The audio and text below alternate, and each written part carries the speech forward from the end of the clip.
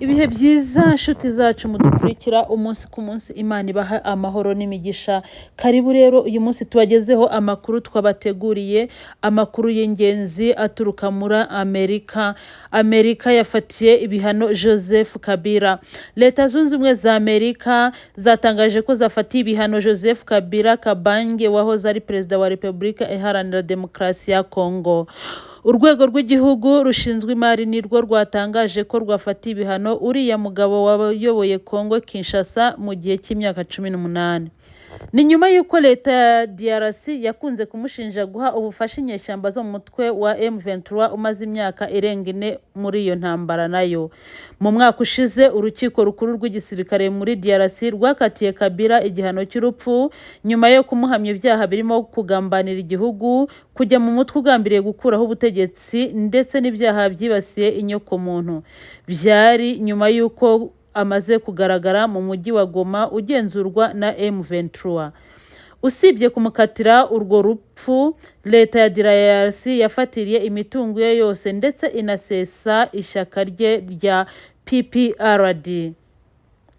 Amerika ivuga ko yagarutse muri DRC afite umugambi wo guhungabanya guverinoma ya Kongo binyuze mu guha ubufasha AFC M23. Ivuga ko kandi yaba yarahaye ubufasha bw'amafaranga ya AFC M23 rwo kugira ngo uruhare rwayo muri politiki rugaragare mu burasirazuba bwa DRC.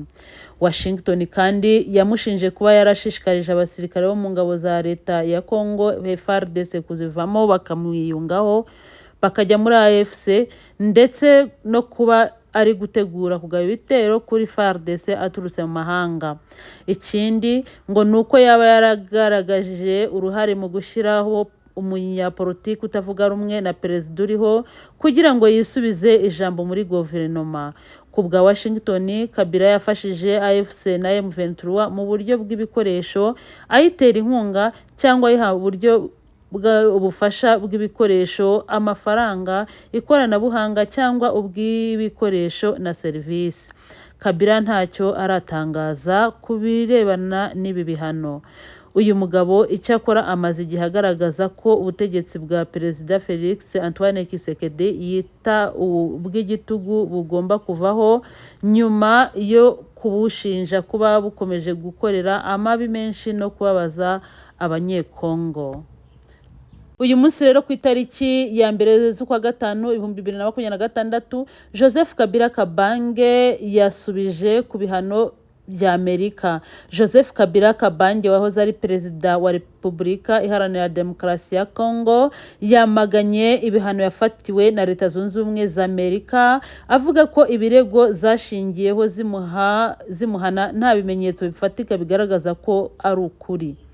Tariki ya 30 Mata nibwo urwego rushinzwe imari muri Leta Zunze Ubumwe za Amerika rwatangaje ko rwafatiye ibihano Kabila nyuma yo kumushinja gutera inkunga ihuriro rya FCR M23 rirwana n'ubutegetsi bwa DRC.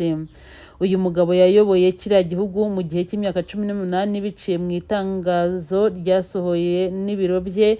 Yavuze ko yakiranye gutungurwa kiriya cyemezo, avuga ko ari icyemezo kidafite ishingiro rikomeye, gifite impamvu za politike kandi gishingiye ku birego bidashyigikiwe n'ibimenyetso bidashidikanwaho.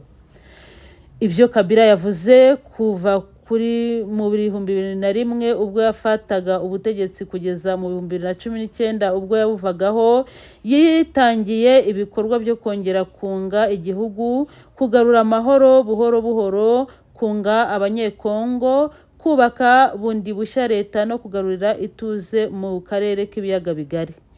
Byavuze ko ku butegetsi bwe ari bwo DRC yavuye mu ntambara y'akarere yari yarasinye bikomeye, isubirana ubumwe bw'inzego za leta kandi igira ku nshuro ya mbere mu mateka yayo ihererekanya ry'ubutegetsi mu mahoro kandi mu buryo bwubahirije umuco wa demokarasi. Ku bwa Joseph Kabila, icyemezo cya Amerika kiratangaje cyane kubera ko gishingiye ku bivugwa n'ubutegetsi bwa Kinshasa butigeze bushobora gutanga ibimenyetso bifatika bishyigikira ibyo wamushinjije imbere y'ubutabera bwa gisirikare bwa Kongo bukorera mu kwaha kwabwo.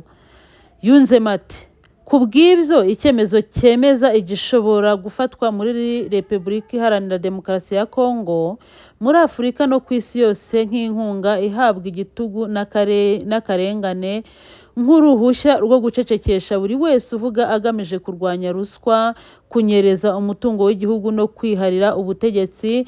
Mu yandi magambo, nk'inkunga ihabwa ubutegetsi busimbuza leta agatsiko k'abantu bukitiranya kwihorera n'ubutabera kandi bugakoresha impamvu z'umutekano mu gukandamiza no kwica abatavuga rumwe nabwo.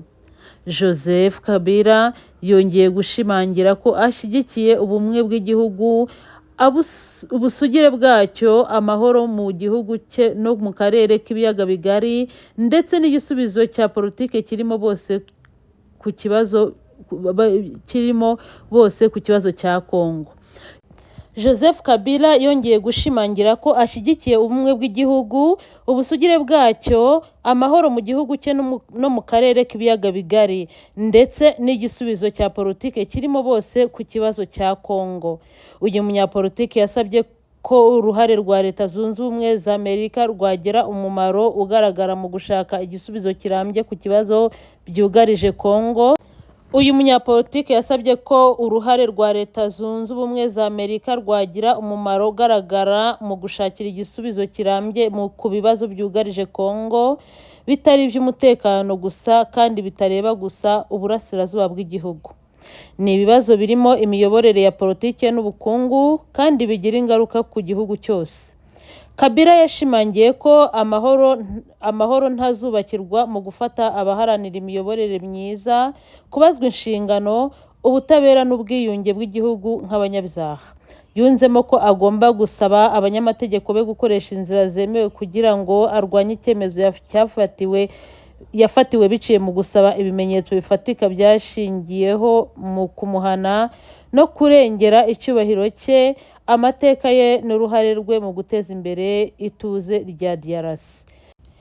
Yaboneyeho guhumuriza abanyekongo bakomeje kugirwaho ingaruka n'imiyoborere iriho, abizeza ko agomba gukora uko ashoboye kose atitaye ku gitutu icyo ari cyo cyose kugira ngo agarure demokarasi, ubutegetsi bugendera ku mategeko n'ubumwe bw'igihugu, ari byo bizatuma habaho amahoro nyakuri kandi arambye muri DRC.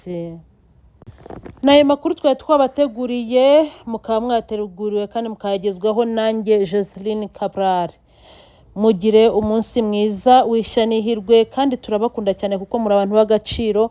Mukomeze rero kuduha like, subscribe and share, kandi n'ukuri mumfashe cyane izo subscribe turazikeneye kugira ngo channel yacu ikomeze kuzamuka. Mudutere inkunga, murakoze cyane. Ciao ciao ciao.